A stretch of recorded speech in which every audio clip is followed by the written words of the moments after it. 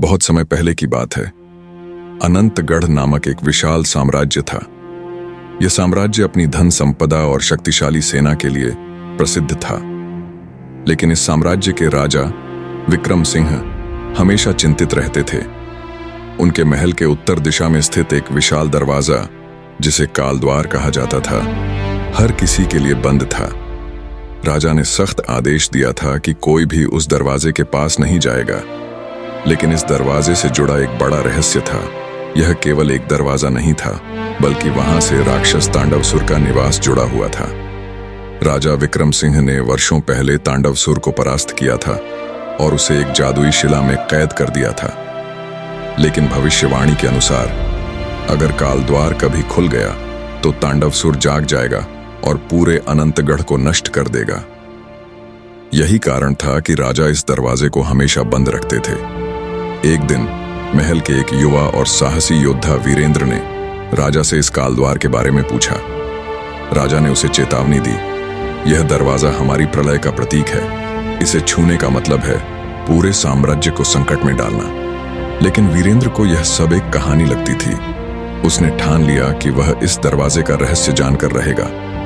एक रात वीरेंद्र ने चुपके से कालद्वार खोल दिया। जैसे ही दरवाजा खुला, एक तेज गड़गड़ाहट हुई। भीतर एक काली गुफा थी और उस गुफा के केंद्र में जादुई शिला पड़ी थी। जैसे ही वीरेंद्र ने उस शिला को देखा, वह अचानक टूट गई और उसमें से निकला एक विशालकाय राक्षस तांडवसुर। उसकी आंखें आग की तरह जल रही थीं और उसकी गर्जना से पूरा महल कांप उठा। तांडवसुर हंसते हुए बोला, सदियों से मैं इस कैद में था।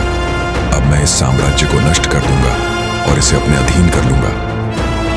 राजा विक्रम सिंह को जैसे ही इस घटना का पता चला, वे तुरंत महल के गुप्त कक्ष से एक प्राचीन तलवार लेकर आए। यह तलवार देवी दुर्गा का वरदान थी और केवल यह तलवार ही तांडवसुर को मार सकती थी।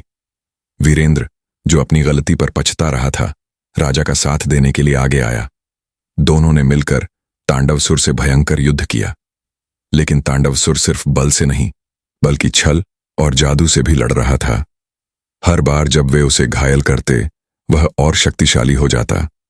लड़ाई के बीच तांडवसुर ने एक भयानक सच उजागर किया। उसने कहा, राजा विक्रम सिंह, क्या तुमने अपने पिता को नहीं मारा था ताकि तुम राजा बन सको? मैं तुम्हारी ही करनी का फल हूं। तुम्हारे पापों ने मुझे जन्म दिया है। जब तक तुम्हारे अपराधों को स्वीकार नहीं किया जाएगा, मैं अमर रहूंगा। यह सुनकर पूरा महल सन्न रह गया।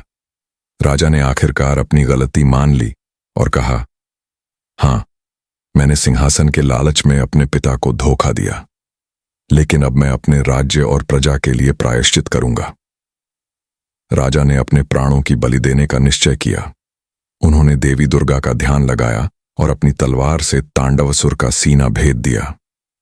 तांडवसुर चीखते हुए राख बन गया, लेकिन राजा भी लड़ाई में शहीद हो गए।